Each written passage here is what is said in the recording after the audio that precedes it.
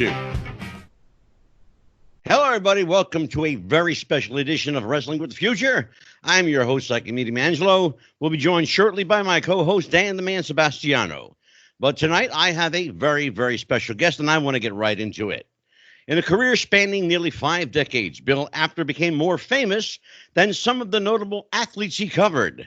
By gracing the covers of an Apter bag, your career was virtually assured regardless of who you may have been. He is arguably the single most respected wrestling sports journalist in the United States, and he is a man who I have dubbed the Gatekeeper of KayFabe. Ladies and gentlemen, I'm honored to present to you Bill Apter. Bill, how are you, my friend? Thank you. It's great, but I can't talk to you because I'm kayfabing everything. So, no, thank you for that great, that great introduction. It was absolutely spectacular. I really appreciate it. You are quite welcome. Speaking of KayFabe, Bill, let's get right into it. There's a story in your book Wait, 1 sec. I just want to tell you something based upon your introduction. Yes, sir. I'm going to say something that the late, great Captain Lou Albano used to say about himself. Brother, I'm a legend in my own mind. So, yeah, let's get right into the book. That's beautiful. This book? Yeah, that book. This one is wrestling fixed? I didn't know it was broken. I didn't know it was broken. I know. Well, let's talk about, there's a story in your book. And for people who don't have this book, what are you waiting for? Go out and get it. Is Wrestling Fixed? I didn't know it was broken, by Bill Apter. There's a story I feel I'm involved in. And I knew all the participants and a couple of them very, very well. Bob Zmuda, Andy Kaufman, Jerry Lawler, Bill Apter. Wait a minute. Yes, sir. Wait. For a New Yorker like I am, it's Kaufman. Andy Kaufman. Kaufman, all right. Yeah, and you know what's funny? He corrected me about that a lot. It would just come out, Andy Kaufman. Oh, it's all right. Go ahead. It's Philly thing, It's funny about that. New York is Kaufman, South Philly, it's Kaufman. Well, I live in the burbs in Philadelphia, so I have to be careful which neighborhood I go into to say his name. Yeah. Well, let's talk about this. You were of the mindset that Bob Zmuda, for some reason or another, didn't like you. And wouldn't acknowledge you. I think really is that they wouldn't acknowledge you. Yeah, I never said he didn't like me. I've never, if I met him, it was maybe one time. I don't know whether he likes me or not likes me, but in his book, when he detailed the story of how Andy got to Jerry Lawler, just like the movie Man on the Moon, they passed me right by. Man on the Moon producers said it just wasn't Hollywood enough, so I got it. But I don't know why Bob skipped over it. I don't know him at all. Yeah. He's a very funny person. Does he not like me? I don't know. Well, I think I can put the kibosh on it for you. I know Bob Zmuda, and I knew Andy. Bob was very protective of Andy, and he was always suspect of people who he thought wanted something from Andy or his related fame. And I think it was just Bob being Bob. He's a very cautious guy when it came to Andy. I can honestly say I believe it's not that he didn't like you. He didn't really know you. Right. He didn't know you like the world of wrestling did. Certainly Andy knew who you were. Mm-hmm. Very well, in fact. And I was involved in a little bit of that, because I knew Andy and Bob and J.J. McGuire, who was involved, who knew the secrets back in the day, and myself. There was only, and as you know, Bill, there were only a handful of guys that this close-knit group of guys that really knew what was going on. Yeah. Was it a work? Was it a shoot? Andy and Jerry were magnificent in blurring the line. Oh, absolutely. And Andy blurred the line in life quite a bit, by the way. And as you know. Well, I know that. Yeah. So let's talk about this. You go back probably to the late 60s, early 70s, working for an irascible character named Stan Weston. Well, I started with Stanley Weston in 1970, Right. actually, not in the 60s. Okay, 1970. Yeah, 1970. Stanley Weston was in the 60s. He's the guy who published and invented the original Wrestling Review and Boxing Illustrated magazines. Yeah. That was Stanley Weston. First wrestling magazine I ever bought was at Sunnyside Garden in Queens, New York in the early 60s. And it was the first issue of Wrestling Review with Eddie and Jerry Graham on the cover. I And remember that. and I was so smitten with that magazine. I bought two of them. I begged my father for $1 so I could buy two copies, and one of them I took all the color pictures and hung them up on my wall.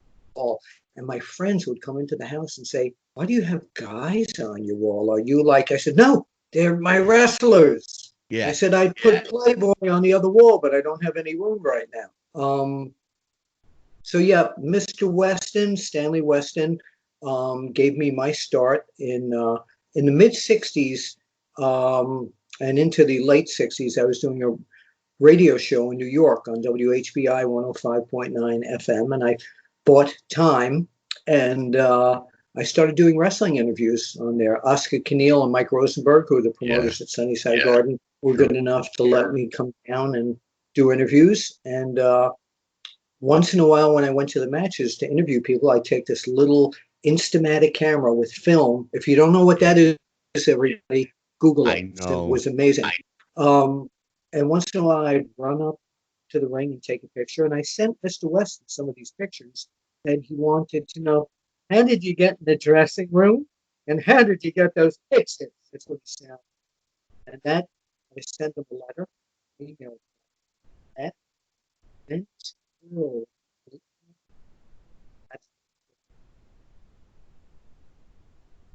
That's amazing. I've heard Stanley Weston was quite a character. Define what you've heard, because I'm not sure what you've heard. Well, I heard that he was kind of this this like New York character. No. No? Mr. Weston. Those stories, Mr. Weston the story sounded Mr. so great. I wanted to believe it. No, I told you. That was Bert Sugar, probably, who eventually, with Lou Eskin, bought the magazines from Mr. Weston. Sure. Much later on. I mean, Bert Sugar was that colorful Bert Sugar character. with the hat. Right. And the cigar. Mr. Weston lived in Rockville Center, New York. He had an office originally on 42nd Street, but he was never that that boisterous New York guy. He loved being home with his family. I want to believe that story so much. I love those old characters. I knew a guy. You probably knew him too at some point, Bill. Joe Franklin. Oh, Joe. Joe and I worked for Joe. Now listen. So you knew Rich, his sidekick there, Richard Ornstein. Yes. Okay. Richie. So if you go to YouTube and you put in Bill Apter interviews Joe Franklin, and I also, when I started my radio show in the mid '60s in New York, I have an audio cassette somewhere in here where, hold on 1 minute. Hang on a minute. Don't go anywhere. I'm right here. Don't go anywhere. Joe Franklin was actually, here it is. Joe Franklin was actually my first guest. And he's on here. He's on here. He was my first guest.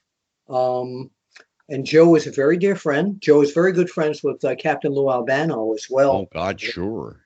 And no, Joe loved the wrestling business, and Joe would do anything for me. But if you worked for Joe, which you did, you'd call Joe, and he'd say, "Who is this?" I'd say, "Bill Apter." "Bill, you're a wonderful man. I love you. You're a wonderful man. Who is this?" And that was Joe. Joe was great. Back in the day, Bill, I did a great Joe Franklin impression, and he would have me call people as him and cuss them out and cancel them off the show. The guy was such a ribber. He was such a character. What I remember when he did his TV show, Memory Lane, it was always brought to you by Hoffman Beverages and Nuco, my friends. Yes, Yeah. exactly. Yeah. Joe Franklin, my friends, welcome to the show. That's I love great. Joe. He was great. So let's talk about, it's funny. You told a story just a moment ago about hanging your wrestlers on the wall. I did that as well. You got it behind you. You're still doing it. Yeah, well, now I do it, virtually. But when I used to hang the pictures on the wall, my father, thought I was a little strange. He actually went out. My father, at the age when I was 13, 14 years old, bought me a Playboy magazine and said, "Here, hang these up." My father did that to me too. So it was bad because I only hung up the Playboy interviews, not the pictures. So let's just let's get into what's going on. I want to ask you your thoughts because you know what, Bill. Honest to God, there are as many opinions as there are people you ask. The empty arena era that we're in, I've got to ask, what do you think of it? Well, what's going on?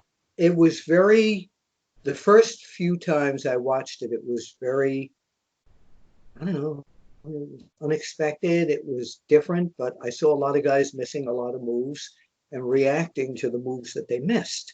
Yeah.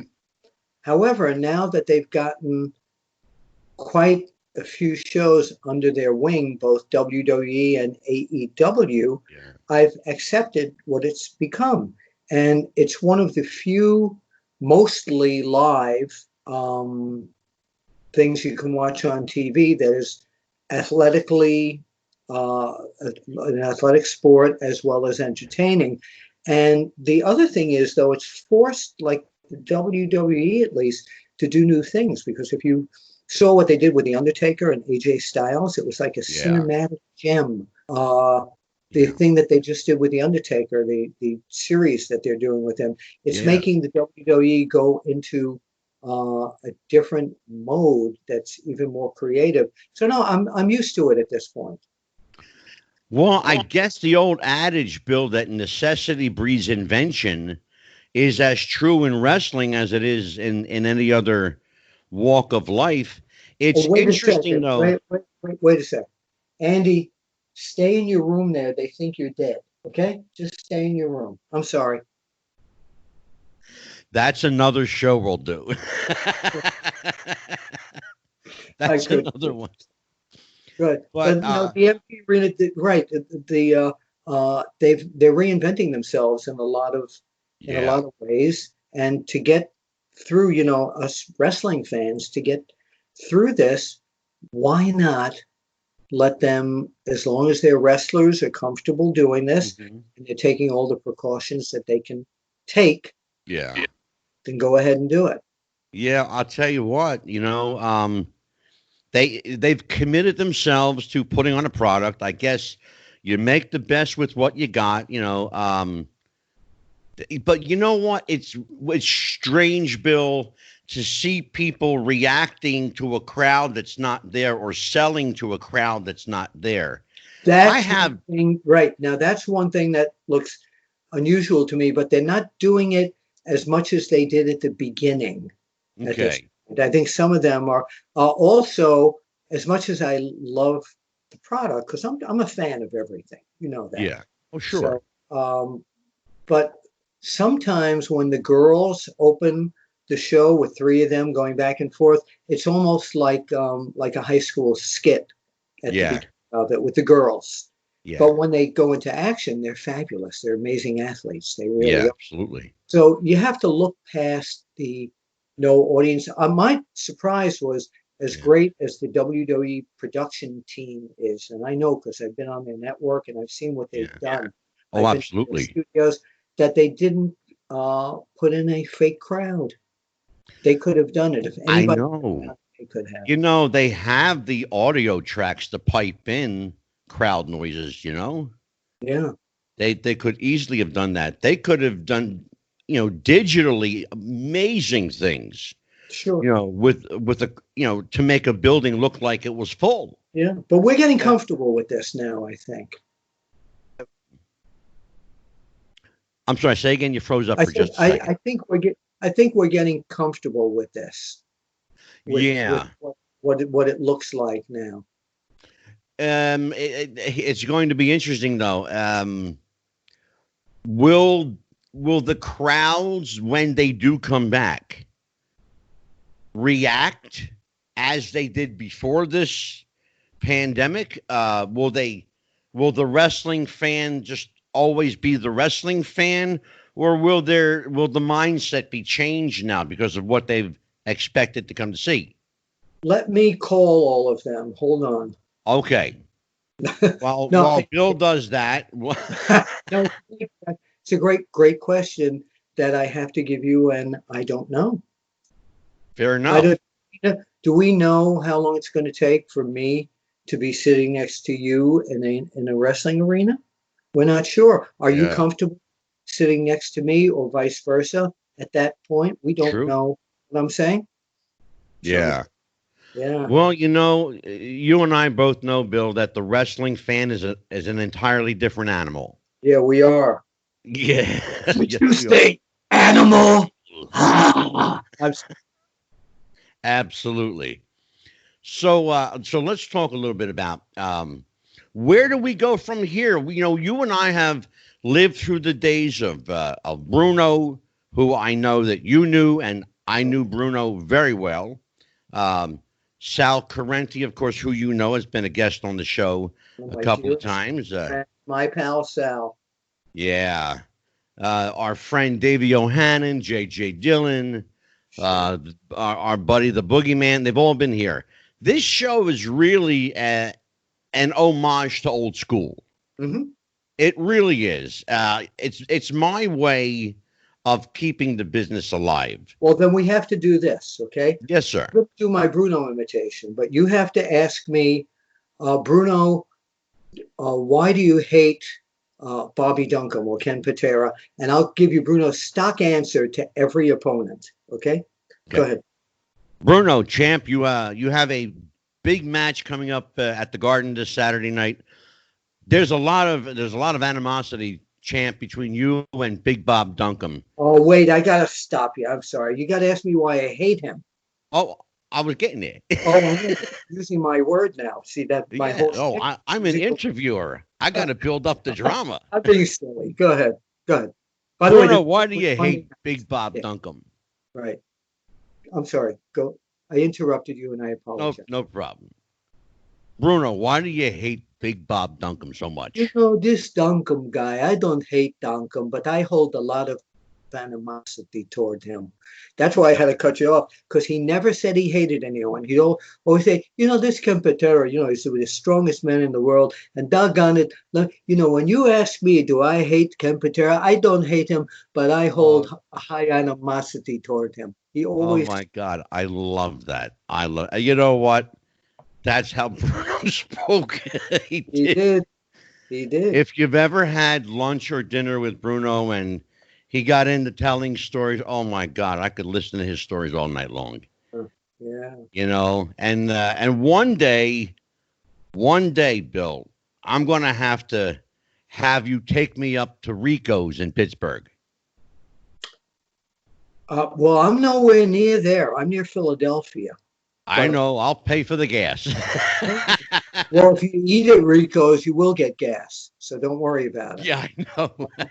But no, I would love to invite you from where you are, from your doorstep to where I am. It's 2 hours, and I'd love to have you as a guest at Apter's Alley when this is all over. I would love to. You and I have a buddy who's actually appeared at Apter's Alley, and I thought he was actually going to tear up Apter's Alley. Uh-oh. Our good mutual friend, the Metal Maniac, Jeff Miller. Oh yeah, yeah. He was. Oh yeah, he was really. Yes, great guy, and he's been down to Apter's Alley with the way back when with the brother.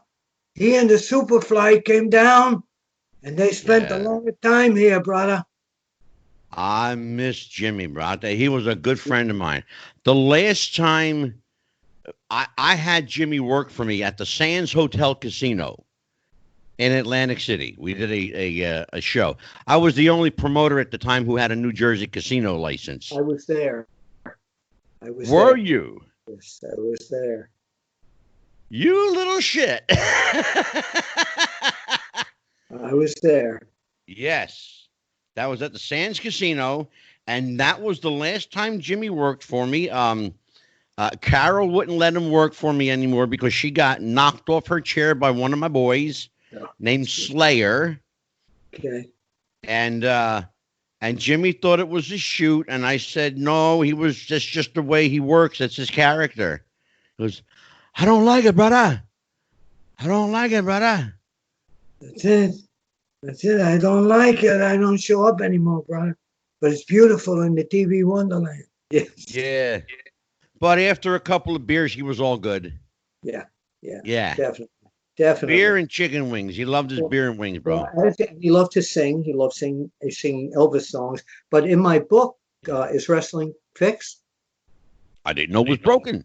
Thank you. But in my book, there's a whole chapter of Jimmy and I when we went to Japan and Hawaii together.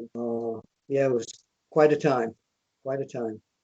I actually have Jimmy's buddy, Phil LaRusso, come on the show.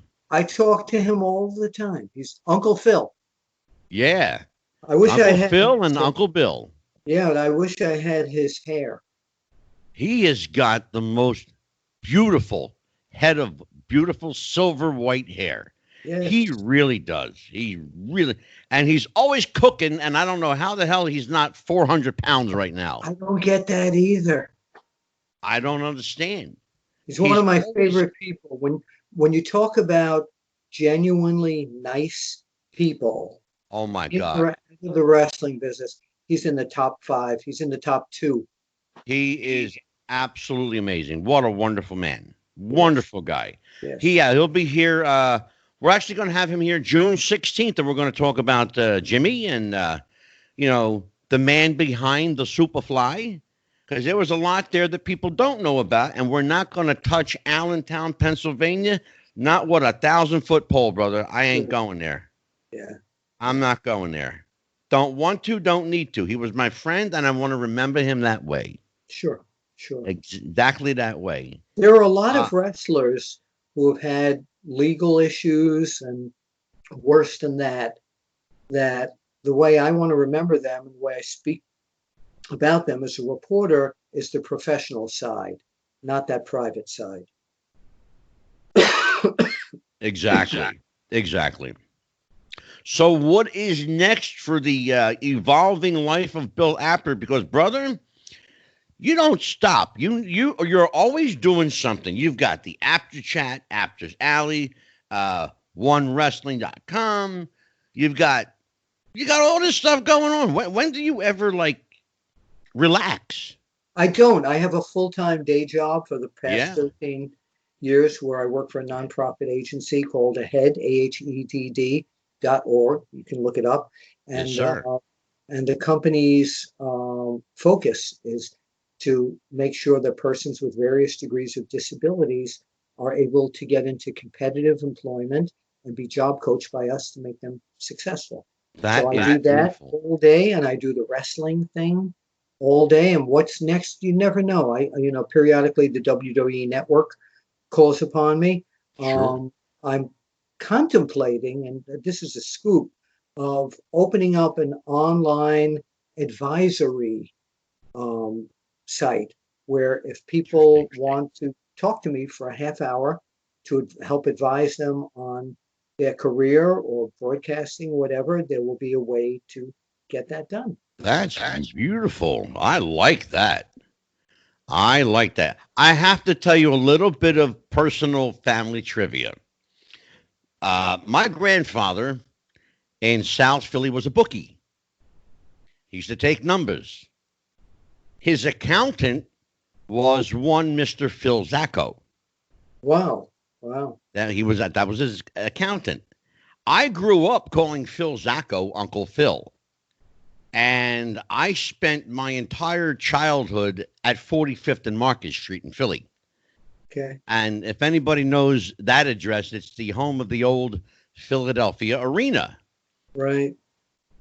You remember the arena? And why don't we have... It's not there a lot. Remember, I lived in New York up until 35 years ago. Oh, that's true, yeah. Yeah. My home in Reno was Madison Square Garden, The Sunnyside, garden. the Westchester County Center, Ridgewood Grove. Those were my. Right. I went to Philly maybe once or twice a year. Bill, was the Nassau Coliseum up at the time? Yeah, not when I first started my career, but that was Right. another one of the places when I lived on Long Island. Long Island. Yeah, I love it. But it's here, yeah, Long Island. When I lived on Long Island, that was one of my regular stops. Yeah, Oh, man. What happened to the great wrestling venues? I miss the old wrestling buildings.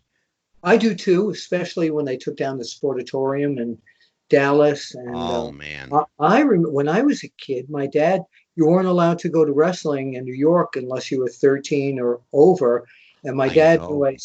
my dad knew a state athletic commissioner. We used to go to the Garden when I was 10 or 11 years old and sit at the Yeah. top of the old Garden before the one on 34th Street. This was, Yeah. was on the building where Ring Magazine was on 51st and 8th or 50th and 8th. Yeah. And somewhere in my basement, I have 8 millimeter movies of highlights of Buddy Rogers and Oh, my Bob. God. Don't know where those things are, but yeah, Another one of my friends, Buddy I'm Rogers. a New Yorker. I'm a New Yorker living in the Philly burbs. Yeah, my father actually bought Buddy's bar Wow, in Canada. Camden. Yeah, he Yeah. was another one of my first imitations. See, Ray Morgan, the broadcaster, would say, "Buddy, Friday night you're wrestling Antonino Rocca," and Buddy said, "You know something, pal? This guy Rocca might have it in the body, but he doesn't have it here." And now you're going to remember this. In the past few years, I have been in contact with his manager, Bobby Davis. Do you remember Yeah. Bobby Davis? He lives in Texas, and he's probably in his early 80s. Yeah. And yeah, and he called once in a while when he and I talk, we always exchange our Buddy imitations. Wow, that's amazing. You know what? Buddy was a character. He really was. He was another one of those guys that always had like a short stogie in his mouth, chomping on a cigar. Never lit it, but he always chomped on it. Right, and everybody was Pally, called Yeah, everybody Pally. Pally. I loved it. He was a wonderful man to me. He I have really was. I have online on YouTube just a few minutes of it, but I did in 1979. I did an entire cassette 1 hour interview with Buddy about his Yeah. whole life, for an hour and a half interview. Oh, Parts wow. of it are on onewrestlingvideo.com. Yeah. Yeah. I'll tell you what, Bill, I could go another 3 hours with you, but I know we're committed to doing 30 minutes, and we're going to honor that. But oh well, we got somebody coming in here. Hold on here. What we got Just the going? time, please. Somebody's trying to join us here. Oh wow. If it's Vince McMahon, I got to get out of here. Yeah. No, it's the picture looked like Hulk Hogan though. But yeah, the picture looked like Hulk. Well, if Hulk came on here, there's only one thing he would say. Do you know what that is? What you gonna do, brother? And Angelo and Apter run all over you. Oh, here he is. Here he is. Oh, Wow, Bill Apter! what, What brother? you gonna do, brother, now that Randomania's finally caught up with you? Well, let me tell you something, brother. All the maniacs are watching both of us on the show, and they're going to want to know who's got more hair, who's got less hair. I ain't showing. Because you always see me with a top on here. I Okay? saw him. I Now, saw I him. saw you grew a beard like I used to have, okay? And you shaved it off. You're looking kind of semi-clean right now, okay? But, since I spoke to you at the big event, I've been chasing Right. you all over the country, brother, just trying to catch up with you. And of all things, here I am with you And on when- Wrestling with the Future, man. Look, I got But- Bill Apter, I got Angelo DeCipio, two icons together, man. I am so stoked right now, I could just pee my pants. Well, no, Hulkster, I got to don't ask do you a that. question, Hulkster. All right, brother. What's he gonna do, brother, when Actormania runs wild on you? Well, let me tell you, Angelo. Big, wild Bill. Bill is a scary man now. Bill looks like he's a frail little guy that goes up with a microphone, but I know for a fact he would just as soon flex smack you over the head with that microphone or put it somewhere that it shouldn't be. So I'm afraid of Bill Apter. He's my idol. He's an icon. He's the best journalist that the world has ever known. But he scares me a little bit. Baby, Oh, man. baby, Wonderful Willie still has the 6-second figure 4 leg lock, if you will. He can still put anyone in the figure 4 leg lock 6 seconds. So next time you and I go face to face at any event, a big event, a small event, you better watch out for Wonderful Willie and all his beautiful babies, if you will. You know, it sounds to me like you also got the bionic elbow, okay? One of these things. Yeah, right there. Uh-huh. Oh, wait, I did. Down on me? No. Don't make me drop the leg. I'm afraid I couldn't get up in these days. No, you definitely. Man. I need. You and I talked. Yes, I need sir. you to IM me on Facebook and let me have your contact information so I can put you on. I can have the Hulkster on the after chat. You got it, Wonderful. brother. Love it. Thank you so much. Thank you, Bill. The pleasure of being here. And I didn't know we had so many great people that we knew. Joe Franklin. Oh, my You God. probably knew Soupy Sales then, too. I actually did know Soupy Sales. And actually, funny you should say that. We've got a show June 23rd, Old Hollywood. It's a tribute to the 1960s and 70s television shows. And we're going to have memorabilia from the Soupy Sales show. Wow. Batman. Yeah, check this out. The Soupy Sales show, Batman, the original Lone Ranger serial, Clayton back Moore. in the 50s. And we have a guy who owns the entire original set of the Honeymooners. Wow. Is coming on. I will tune in. I will tune in for that. For sure. I think you would love this. This is like right up our alley. So now wait a minute. Yeah. I'm going to ask the two of you, and then I'll tell you mine since we're discussing this, and then I have to get out of here. I have to drive Andy to the train station. What was your favorite TV show of that era? Batman, hands down. Rin Tin Tin. Rin Tin Tin. Oh, that was a great show. You know what mine was? The Fugitive. Oh, yeah. David Jansen. David Jansen. One-armed man. You know, they always asked him, somebody would recognize him, and they'd say, his name was Richard Kimball, the character, and they'd say to him, I know you. What's your name? And he'd go, Lincoln, Joe Lincoln. They said, no. You're that Kimball guy, and you killed your wife. And he always had the same line. He'd always say, well, if it's any consolation to you, I didn't kill her. He always said that every episode. Yeah. But no, I'm going to watch that show.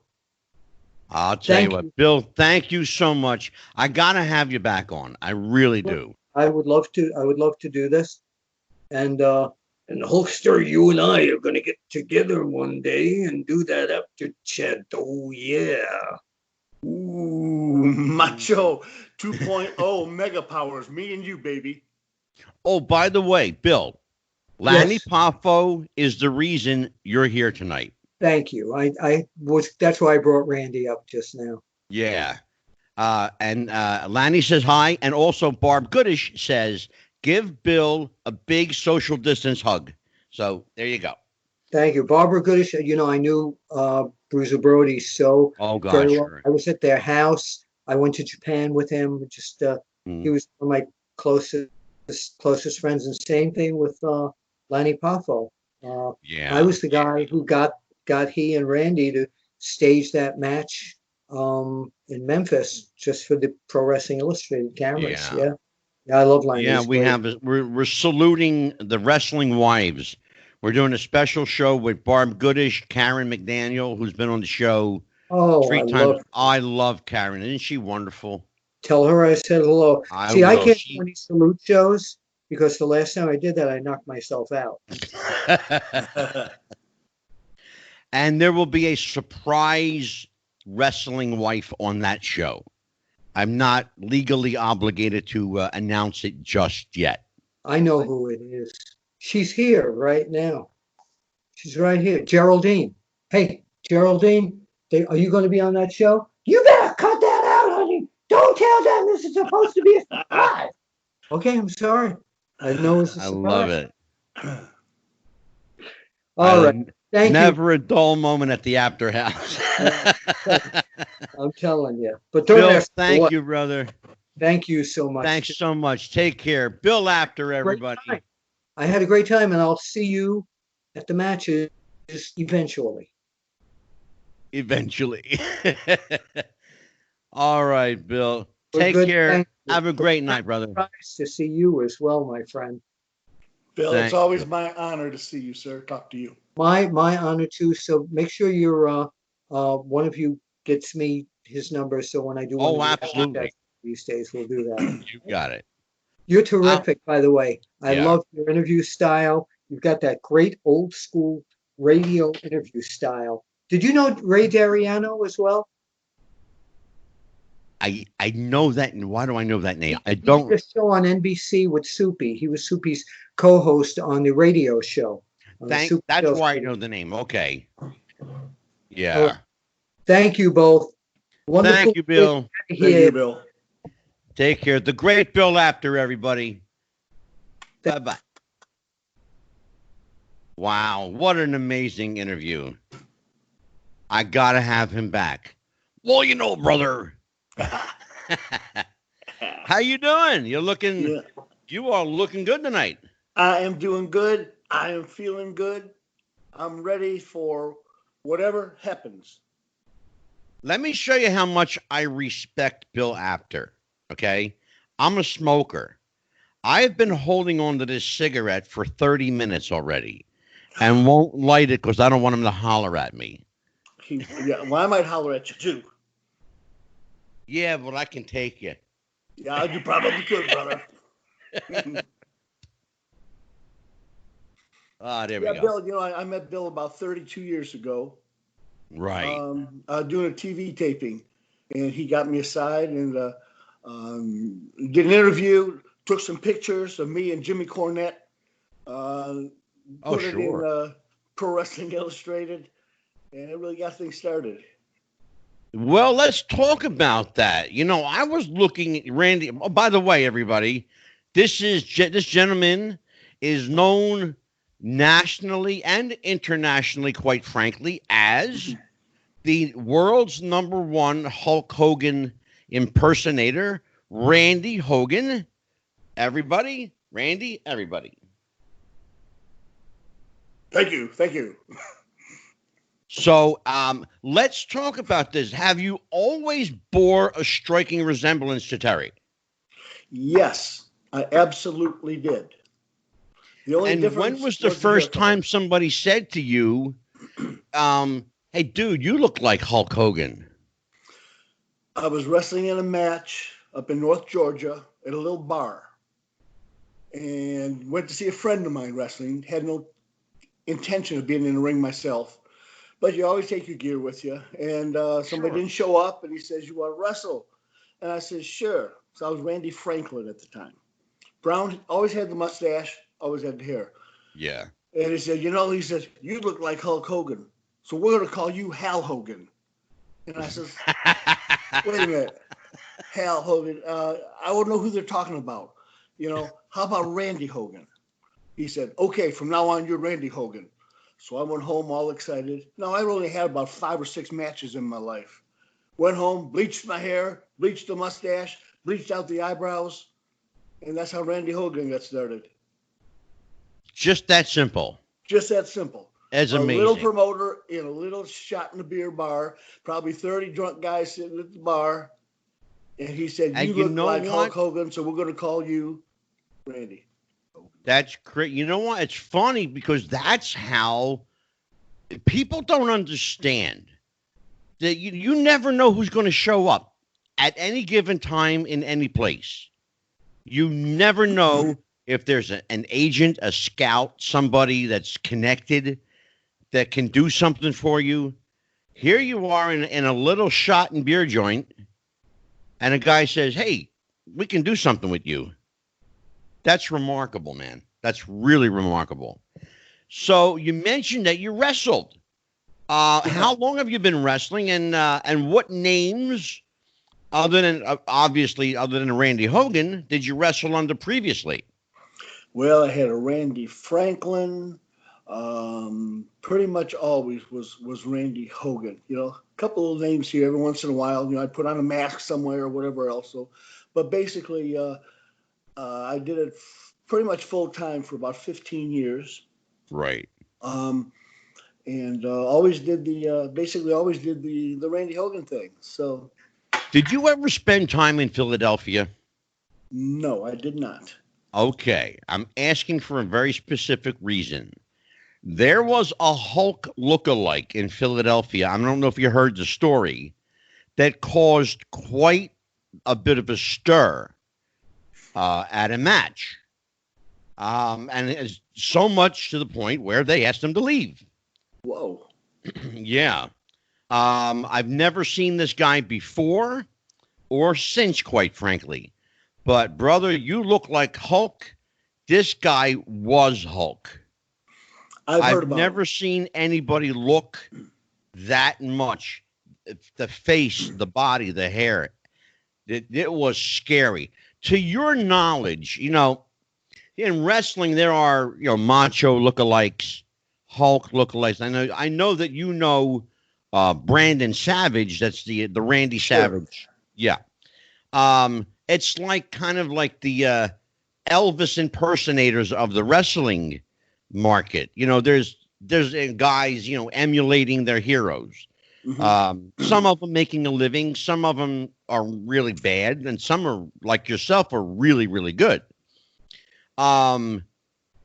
Is that been for you a hindrance, or has it been a plus for you over the years to look like Hulk?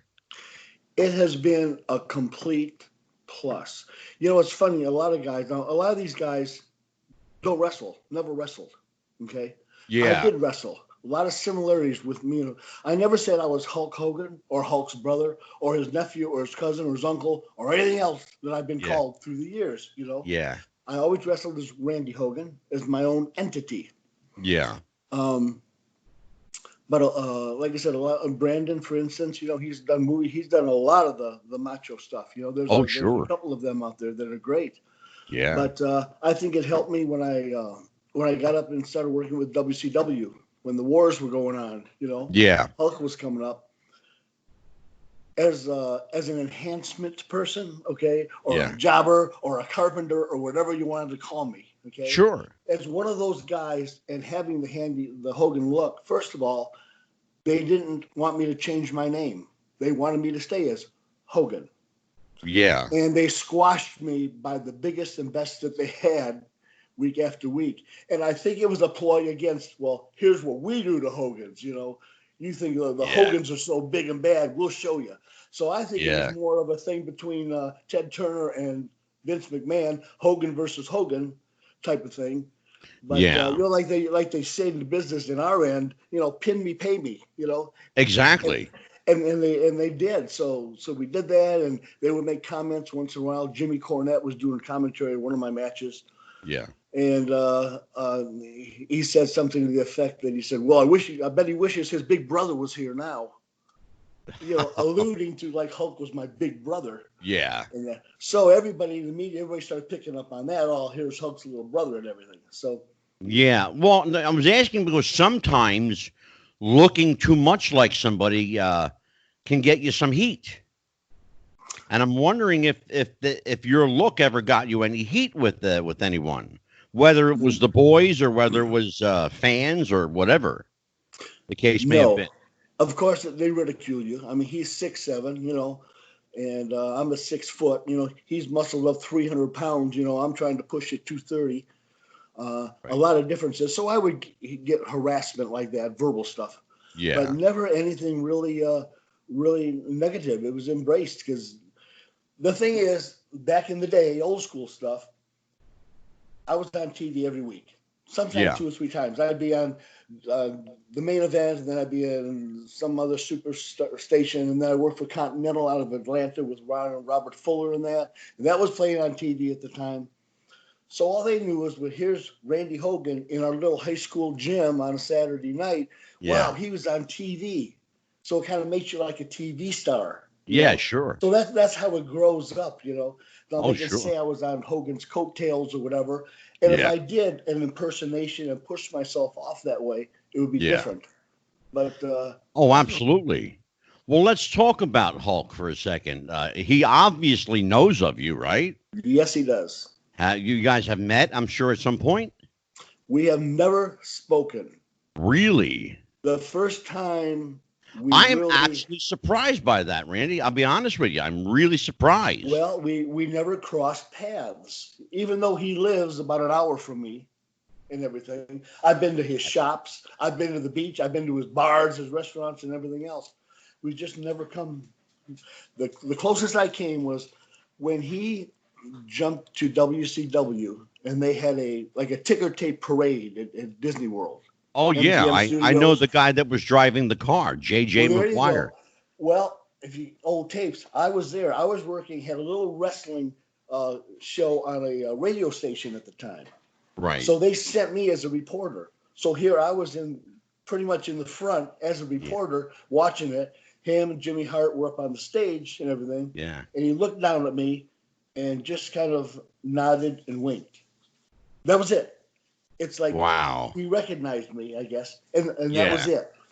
Only when I went to the big event in November, in this past March, for the first time, Jimmy Hart was right across the aisle from me. Yeah.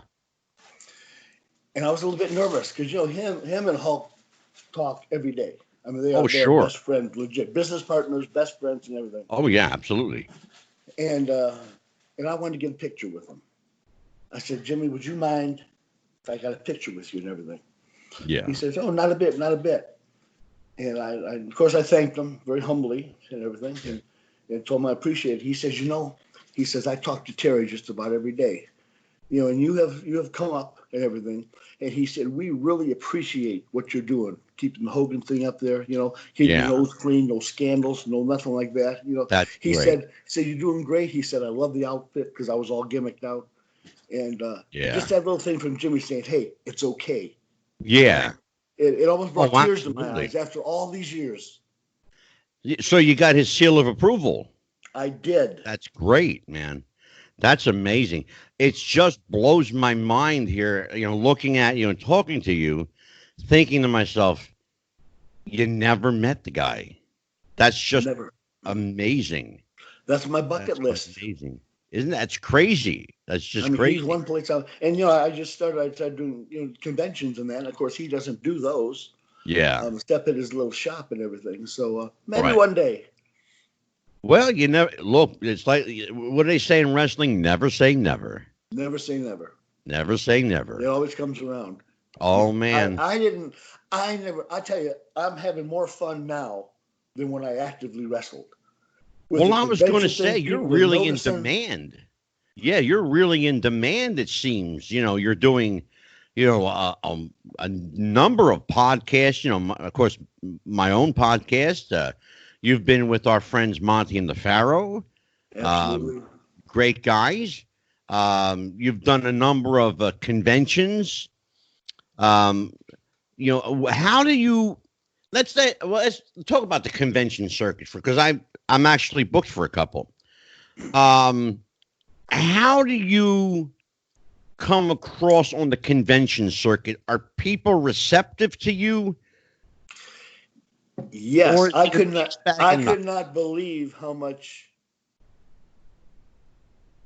I hate to say how much love I got, okay, but how much positive reinforcement I got at the events. It's a big event, and then the one in Albany, which was the next day. Right. Just people, they come up, they want to talk, they want to get pictures, they want to buy merchandise or whatever else. And I'm thinking, sure. God, I never got this attention when I wrestled. All of a sudden, I think there's a resurgence. Everybody wants to see the old guys now.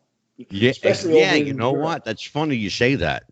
Because before you joined us, it's funny that you say that because just before you joined us, Bill Apter and I were exactly talking about that, the nostalgia factor.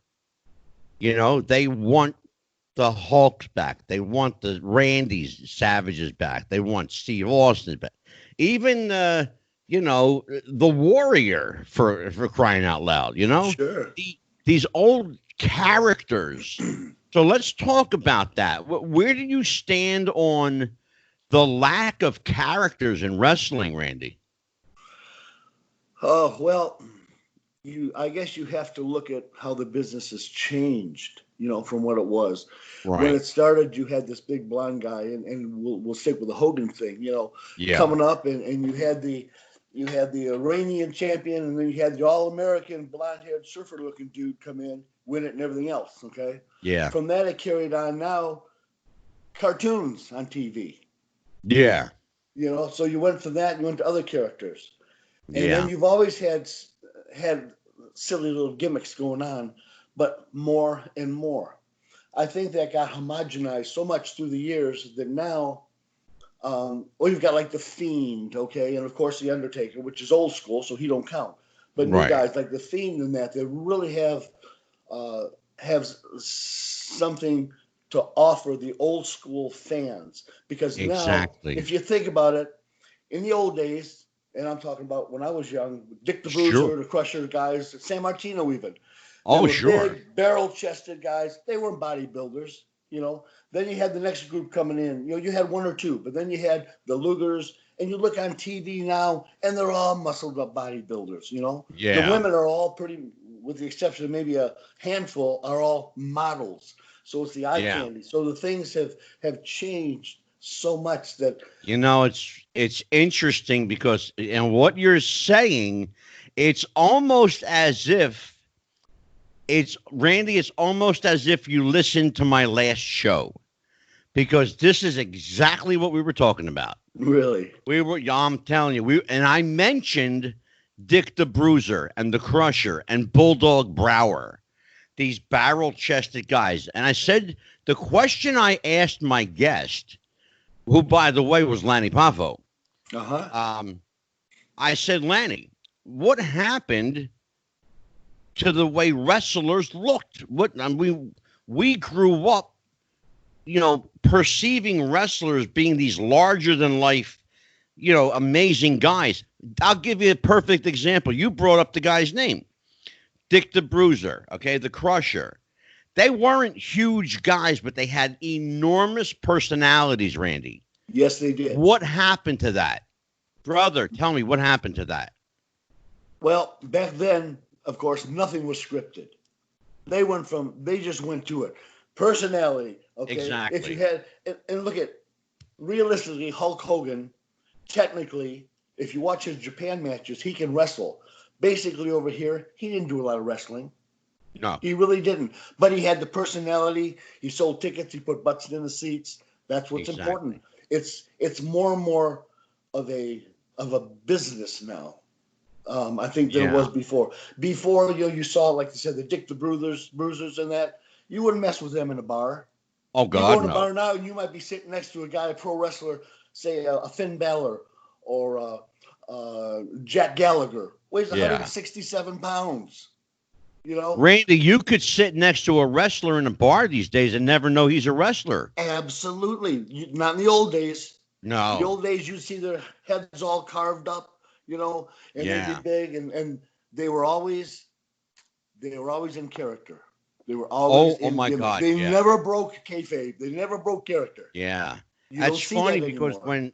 when Bill Apter was on with me just a few minutes ago, I called him at the beginning of the introduction. I called him the Gatekeeper of KayFabe. That's a term that I copyrighted. Mm-hmm. And so I want to talk to you about that lost little gem that we call kayfabe. I grew up in the kayfabe generation. I've been in this business 48 years. Okay, that's a long time, and in it 48 years. And I ran shows, and one thing that I always told my guys, when any of the boys that worked for me, what you do here, you do out there. They think that this is who you are. Let them believe it. What happened to that? Where did that go? The internet. Ah, okay. Talk to me, internet. brother. Okay. In the old days, you didn't know. You had to remember the sheets come out, the Observer, Oh, and they God, had all kinds yeah. of the sheets that you had to subscribe to, and you get once in a month in the mail. You know, most of that was Yeah. results and stuff. Okay. Now you can see everything. Yeah. I guess a lot of it had started, I don't know, way back when, but I remember Eddie Mansfield going on 60 Minutes. Oh, my God. Yeah, and he they killed jumped the all over business. him for Oh, exposing and everything else. But that was brutal. yeah, Brutal. everything is out there now, though. Everything. And I think that's where it started. I think if kayfabe, Yeah. and it happens starts with the boys, okay? Oh, sure. If the younger guys in that, if you keep your mouth shut, Yeah. and you stay in character, whether it's a heel or a baby, whatever it is. If you're in a grocery store, it's tough, but if you're a big heel and a little kid comes up to you for an autograph, get away from me, kid. You got to do that. Yeah. That's why, because they're going to pay for the Bobo Brazils to come in, okay, and whip your butt. Mom and dad, take me. I want to see him get beat up. It don't happen no more. That's the problem. I think everybody can go on the internet and find out everything about the business. Let me ask you a question. What do you make of this term smart mark? What does that mean? Smart mark is somebody that kind of knows what's going on, and they think they know even more than what's going on. Go ahead. And they want everybody to know that they know everything that's going on. Preach it, brother. Yes.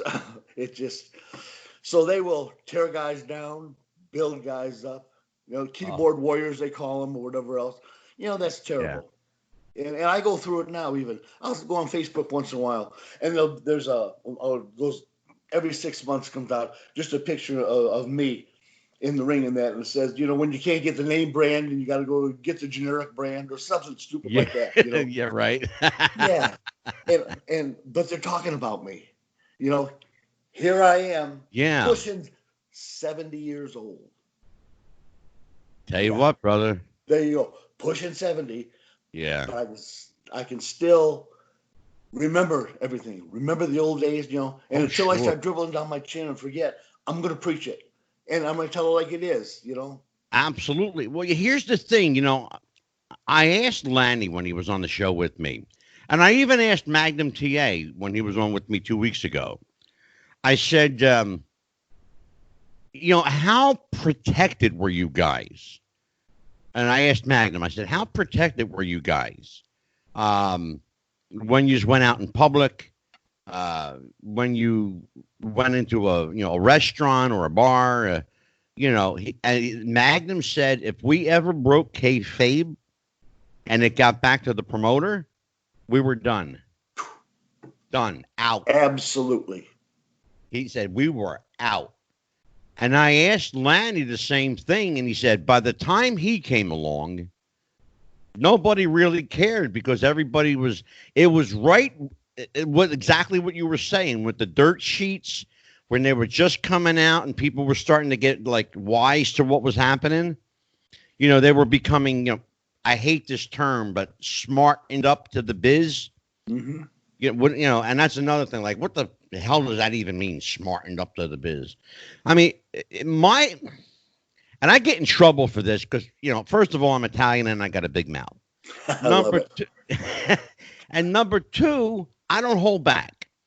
And my contention, Randy, has always been, if you're smart, you're not a mark. And if you're a mark, you're not smart. So it just befuddles me when I hear the term smart mark. Mm-hmm. And I shake my head and go, what the hell does that even mean?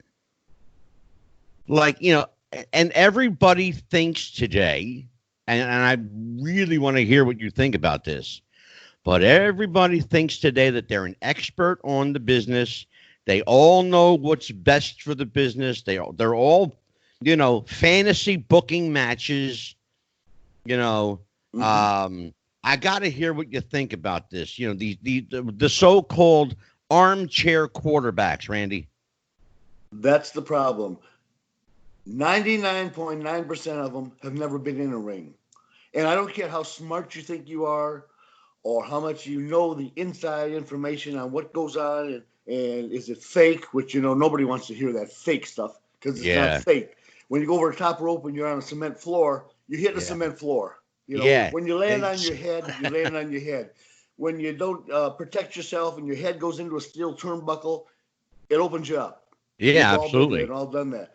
These guys don't know that. They just think it's all playing games and acting, and we go in and we rehearse the matches hours ahead of time and everything else.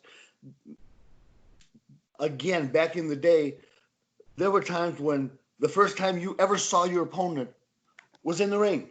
Yeah. You're not backstage talking about nothing else. There's certain things that and everything else, and that's where training comes in. Yeah. It's very hard. Oh, back then, boy, it was like magicians back then. It was a closed thing. You didn't know. You may think it's all fake, but you didn't really know. That's how I got into it.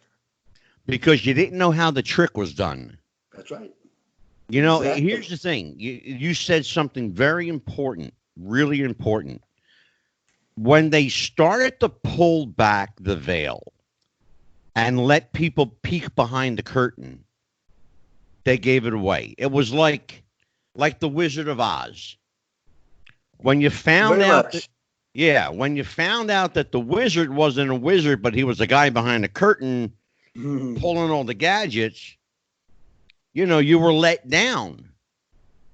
And I think our generation is saddened by that, but it seems to me that the new breed of kids, I'm going to call them kids, because that's what they are.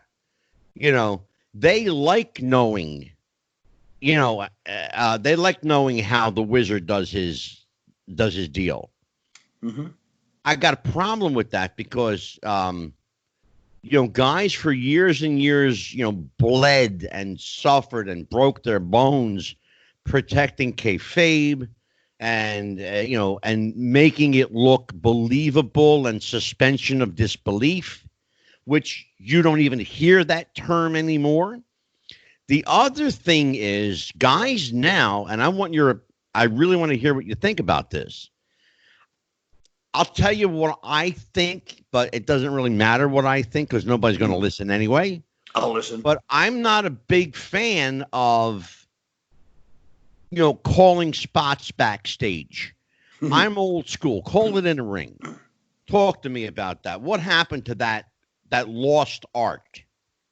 Now, where that got started, like you, I have my own opinions on it, okay? I agree. I never worked a match out, okay? The only thing you knew is maybe an opening spot, how long you had, who's going over, and what the finish is. That's it. The finish. Exactly. That's it. But, you got to go back further than that because it comes to training. Now, back in our day, anybody couldn't become a wrestler. Now you can go to any storefront and there's somebody going to train you in the backyard or in the gym.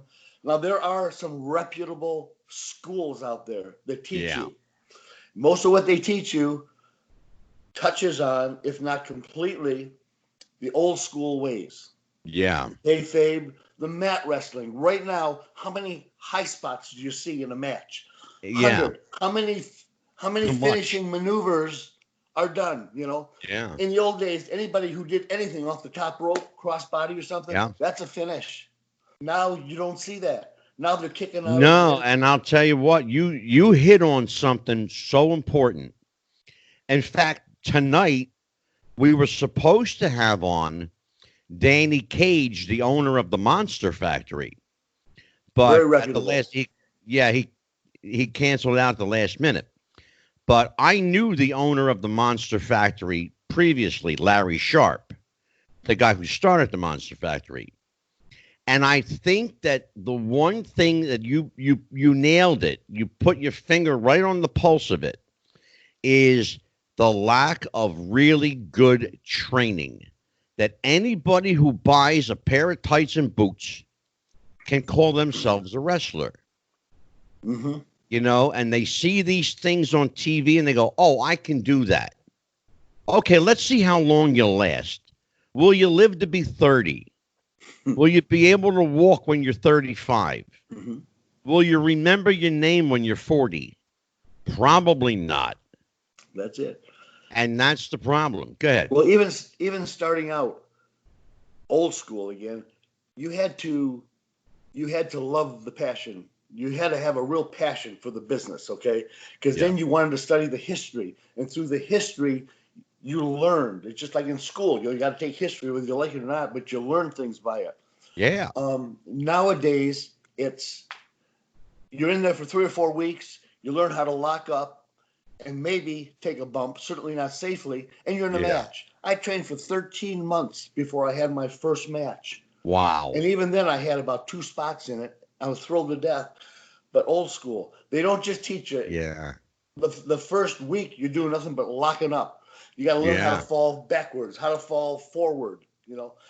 Another thing I don't understand nowadays is when I was back in my era, when we were taught, we learned it's safer. They say a backdrop.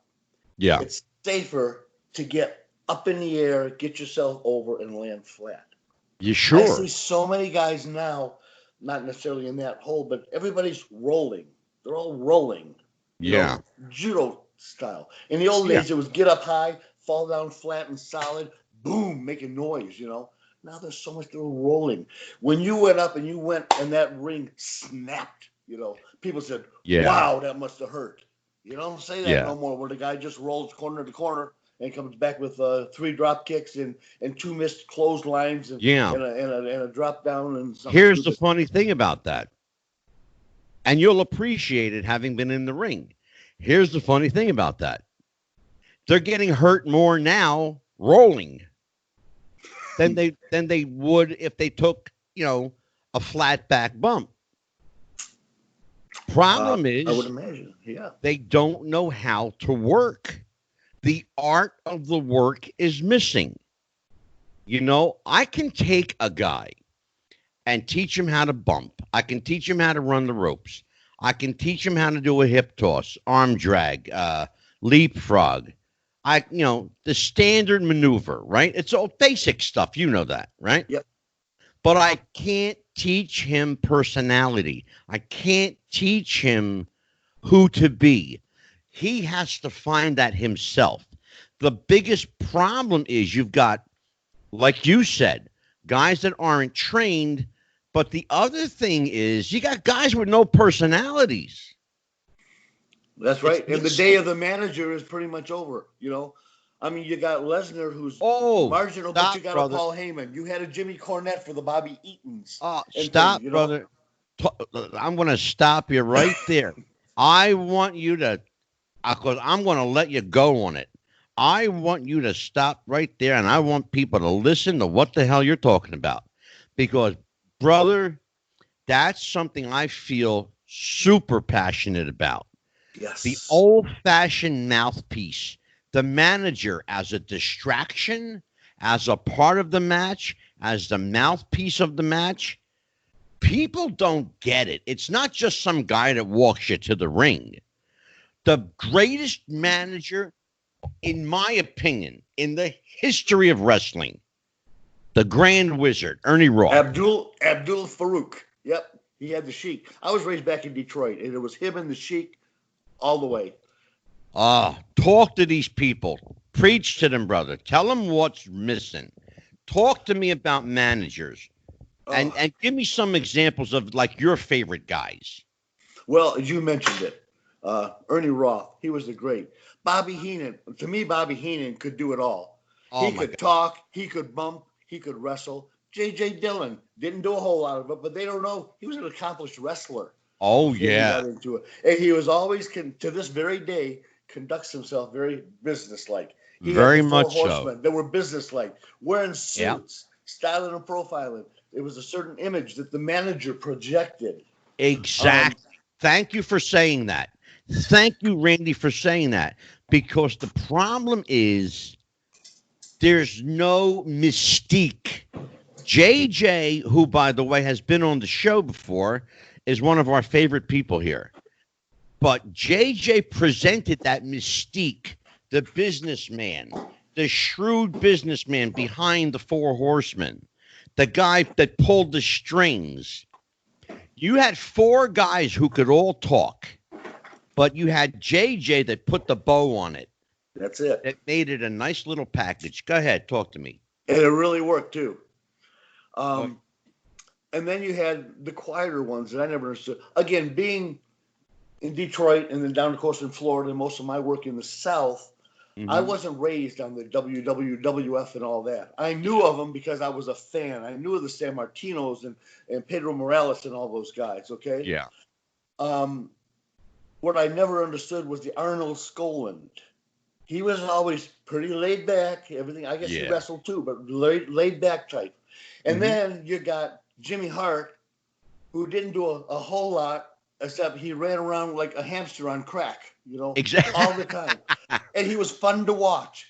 People just wanted the good guy to get a hold of him. And they would chase him in the ring, under the ring, around the ring, and everything else. Exactly. He was fun to watch. That's the secret right there. Yeah. He was fun to watch.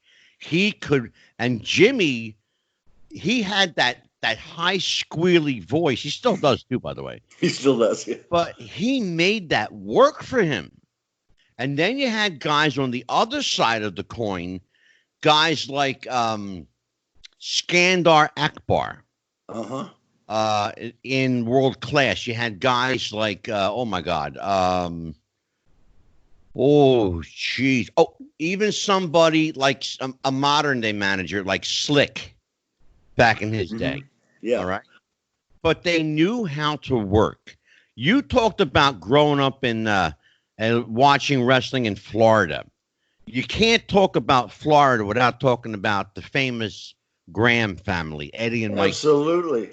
Talk to me about Eddie and Mike Graham. Eddie, I didn't know that well. Mike Graham, I knew extremely well. I worked with him. I worked for him. I worked against him.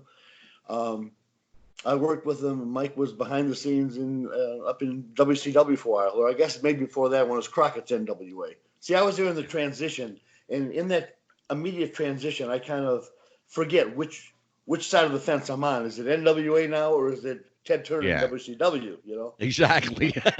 Yeah, and that transition was very good too. But you had guys like him, and of course his best buddy Steve Kern, who's still up in Connecticut, up in WWE. Sure. But they ran solid shows. Yeah. KayFabe, you had Dusty Rhodes down here, and a lot of them lived down here, and a lot of them still live down here. Yeah. You got Lonnie, and I'm in the Orlando area, and they're in the Tampa area, which is just about an hour, maybe hour and a half away. Right. But, they got the Papos over there. You got John Cena over there. Some of the big guys now down the street from me here. You got Bill DeMott, your Hugh Morris. Yeah, sure. Great trainer, by the way. Absolutely. And I don't care what, and let's talk about Bill for a minute, because Bill has been eviscerated in the media, man. They beat this guy to death in the media. Terrible. But I want to tell you what, you don't get any better trainer than Bill DeMott. This guy was stern, yes, absolutely. Was he fair? Absolutely. Was he good at what he did? The best. They didn't appreciate it because, I'm going to hurt somebody's feelings. This. That. You know what? Grow a set, will you? Crybabies. Exactly. Grow a set. When I was in, and I was pretty solid when WCW took over from Crockett, NWA. They fired a lot of the guys because they wanted guys now that could work. Even though you were going down, if the occasion rose, especially at a house show, they wanted somebody who could work, not just somebody to get squashed all the time. Yeah. So it was almost like an audition type thing. There's guys like me and George South and sure. A couple of them. George is still great. Another good trainer. I love George South. He's an amazing guy. He is. And we traveled together, him and I, all the time, Oh, you ran roads? Let me tell you. You ran the roads with George? I would love to hear them stories. Me and George. George was always a very straight guy. He really was. He plays a great heel, but, we'd be driving, me and Gary Royal and Italian Stallion guy. We'd drive from Atlanta up to Detroit. 4 of us in a Ford Escort, going staying at a Motel 6, taking the mattress off of the box springs and flipping to see who gets what. Those are true stories. You hear old guys talk about those days, okay? Bill DeMott remembers that. I love it. He remembers that. Now, and one thing that kept us working all the time, I was getting to, you never complained. I mean, if somebody was stiff with you, no matter what, was mean, and I got stories of that stuff too, you always thanked them after the match. Absolutely. Always. You didn't complain, because if you bitched or complained, you were out of there. Oh, They didn't sure. use you anymore. So many guys, you'd see them one time, and they were gone. Yeah. Crybabies. And that's what happened with Bill DeMott. He's teaching them toughness, the business side of it, the realism, the toughness. And the little crybaby said, oh, he's being too hard on us. Yeah, exactly. So now I'm fascinated with Eddie and Mike Graham. Mike, and sadly, neither one of them are with us anymore. Right. And sadly, both of them left this world the same way, unfortunately. Mike Graham was kind of, they say, a chip off the old block, that he had a head for finishes and psychology like that was second to none. Yes. I mean, did he really learn from his father, or did he have an insight on his own? Because you knew this guy. I would imagine that a lot of it came from his father, but a lot of it comes from his surroundings. They would have cookouts, and they'd have all the top guys there. They'd have the Dusties and Kevin Sullivan or Tarzan Tyler, whoever, some Billy Graham. They'd be at the barbecue. So I think he was smart and intelligent enough that he picked up bits and pieces from all these, and then put it together. Brilliant. And when him and Kevin Sullivan both worked together, it was magic. I love Kevin Sullivan. Always have. Oh, I do too. We're trying to get him on the show. Oh, wonderful. He was so helpful to me. We are trying to get him on the show. Unfortunately, WCW, for whatever reason, didn't quite see Mike Graham's vision. Without, and I'm not going to ask you to reveal anything you don't want to reveal, but what was it about Mike that he felt like he couldn't go on? Like he had his head up against. I think it was probably corporate. He was raised up with his daddy. It was very small, decision making, working and learning the talent, putting matches. Everything Mike learned came from a small mom and pop type operation. Right. Once he got with WCW, and they made their changes. When they brought Bischoff and they had Jim Herd come in, who totally screwed up, and there was no consistency there, Yeah. And finally, not only Mike, but a lot of other guys just kind of gave up, went for the paycheck until the paycheck went away, and that's what happened. When they had the wars and they were winning, WWE, had some good story, good things going on, and Vince started dangling some big checks, and some of the guys started disappearing. You know what? That's a great segue. You led me right into a great question for you. Did corporate wrestling kill the wrestling business?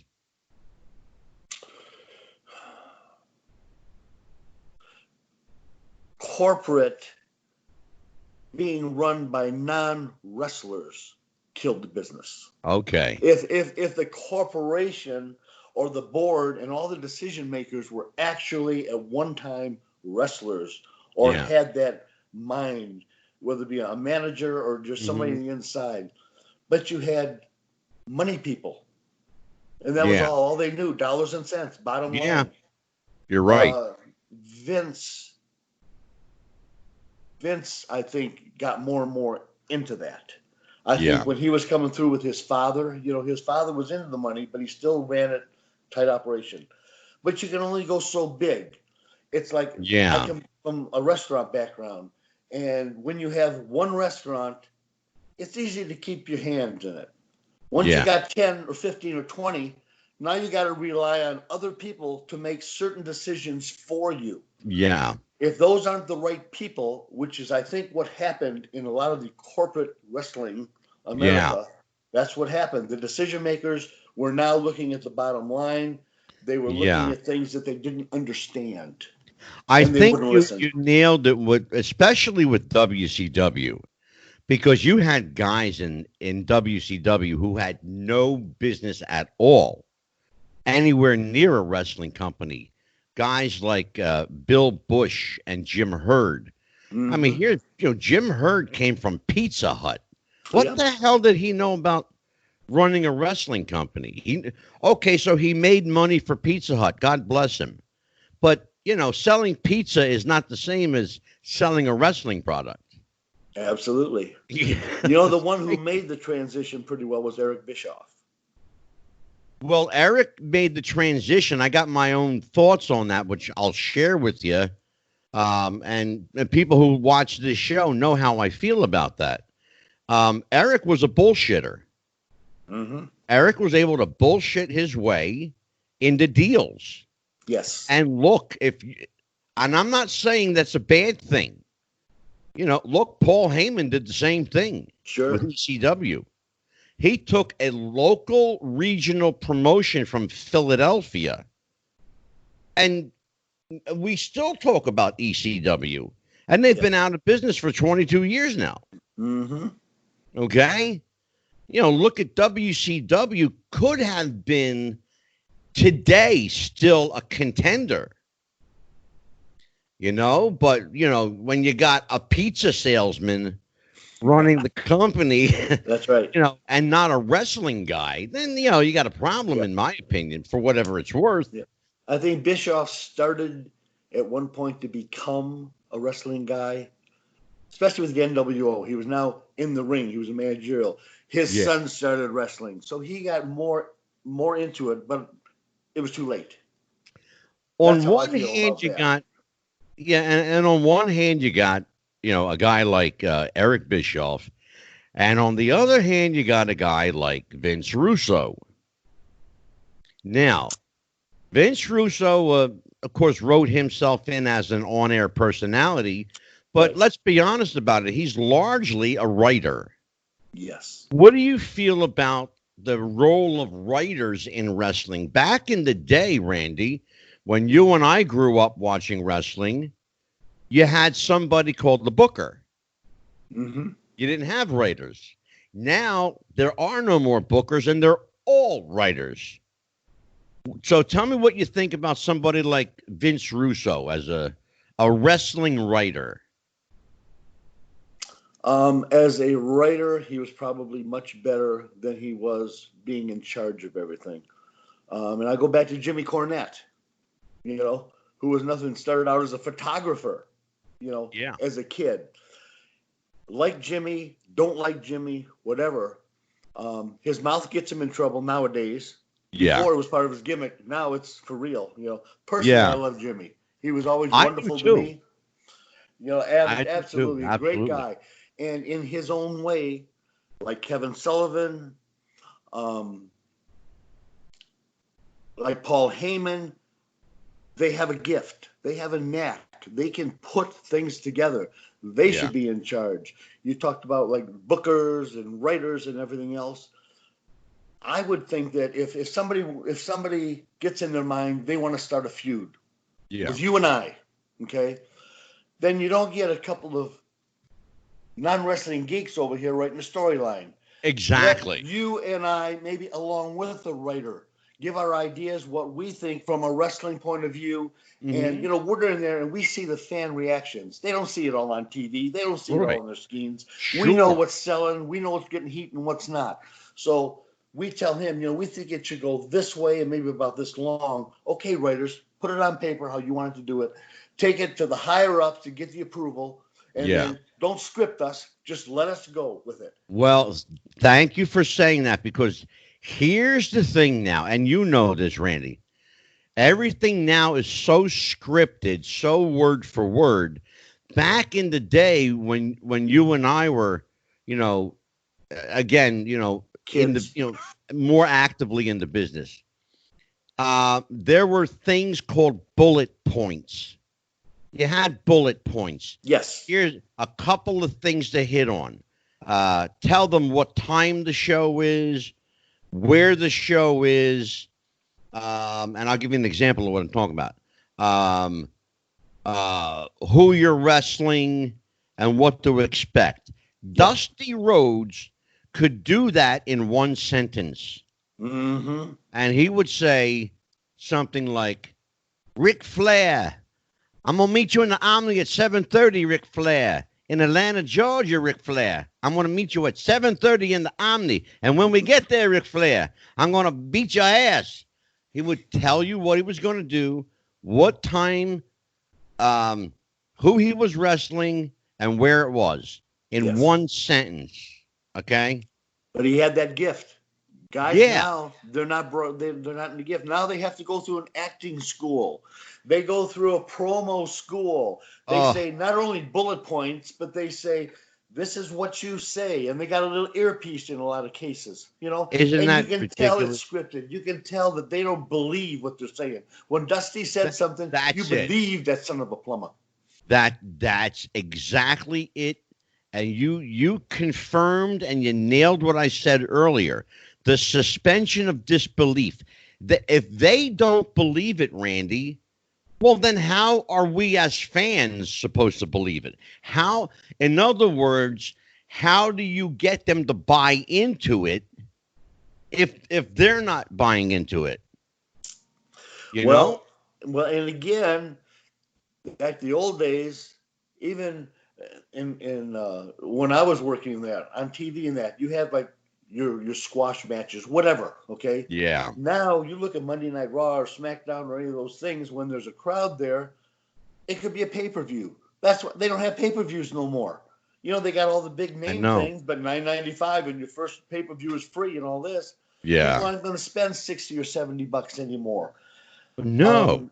Well, the problem is there's too many of them. There used to be. Here's the thing. When you and I remember, because we're old enough to remember, there were 4 pay-per-views a year. You had WrestleMania, Survivor Series, SummerSlam, and Royal Rumble. That was it. 4. Every 3 months they ran another pay-per-view, the big one. Mm-hmm. WrestleMania always started off like what, around March, April, right? Yes. And the next one would have been like Survivor Series. Mm-hmm. All right. Then I think maybe the Rumble, and then SummerSlam, then the Rumble. Because SummerSlam was always around what, like August, somewhere around there. Yeah, fall. Mm-hmm. Yeah, and then they went to doing a pay-per-view every month, and sometimes 2 in a month. Mm-hmm. That's too much. And you'd see the same match on Monday Raw for free. Thank you. Terrible. Exactly. Somebody's non-wrestlers making wrestlers' decisions. That's the problem. That's a scary thought, brother. Yeah. Well, I'll tell you what. You know, we barely scratched the surface of this one. I gotta have you come back. I gotta have you come back. I tell you what. Why don't we do this? Why don't we plan on having you come back with us? Right now, why don't you give everybody your plugs, your social media? Where can they buy that amazing T-shirt you got? Woo! Randomania running wild, brother. Randy Hogan on Facebook. I keep it nice and simple. They got my shirts on this. I got the yellow and red. I got the red. I got the black. I got sunglasses. I got keychains. I got trading cards. Got all that stuff on there. And you can buy it direct. You know, easy to find, easy to navigate. As far as upcoming events, man, I'm afraid to open my mouth because you don't know what's coming up, you know. Well, in August for the gathering, and I got a Wrestlers Classic in September, and let me see, October. There's another WrestleFest in November, WrestleCade in Charlotte and everything. But you don't know what's going to happen. And I've had 2 or 3 that have dropped off. And there's some other ones that I'm hoping to get picked up for. But anyways. Yeah. Everything I'm a wide open book on Facebook. I'm on there. My family's on there. My merchandise is on there. Excellent. All right. So that's Randy Hogan on Facebook. Trust me, folks, he's easy to find. And for us, Wrestling with the Future, our shirts are available on Wrestling with the Future on Facebook. It's facebook.com/ wrestling with the future. You can also hit us up on Twitter at WrestlingFuture. Check us out on all of our platforms: Stitcher, Spotify, Podbean, Google Play, iHeartRadio, iTunes, Podbean FM, Podbay FM, TuneIn Radio, and soon to be, we got our fingers crossed, soon to be on Sirius XM. Ooh, yeah. We're waiting to hear about that one. If you got show ideas, suggestions, guest suggestions, hit us up at wrestlingwiththefuture@gmail.com. If you want to reach me, I'm easy to find. I'm Angelo DeCipio on Facebook, or you can reach us at our private group, Wrestling with the Future Podcast on Facebook. Again, we are on Facebook and Twitter. We have a very visible social media presence. Stop by and say hi. Until next time. Oh, by the way, just to give you a heads up, some of the upcoming guests we've got. We are doing a tribute to the ladies, Ladies Night Part 2. We will have Joyce Grable and Casey. We will have Leilani Kai, Casey Carlisle. We will have Sam Houston coming back on the show. We will have Jimmy Snuka's best friend, Phil LaRusso. We've got, oh my God, who we got? We got a lot of stuff coming up. Holy Jesus. Cowboy Scott Casey, Johnny Mantell, J.J. Dillon is coming back. Tony Villano from the International Professional Wrestling Hall of Fame will be with us. We've got like a virtual who's who of wrestling.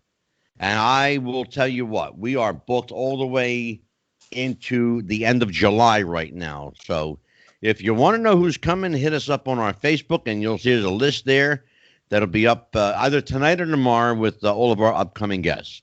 So, for Randy Hogan, I'm Psychic Medium Angelo, brother. What you gonna do? What you gonna do, brother? And once again, thank you to Bill Apter, and we will get Bill back on the show. Randy, of course, will be back with us. But until then, next time, folks, happy wrestling. We'll see you about. Bye-bye.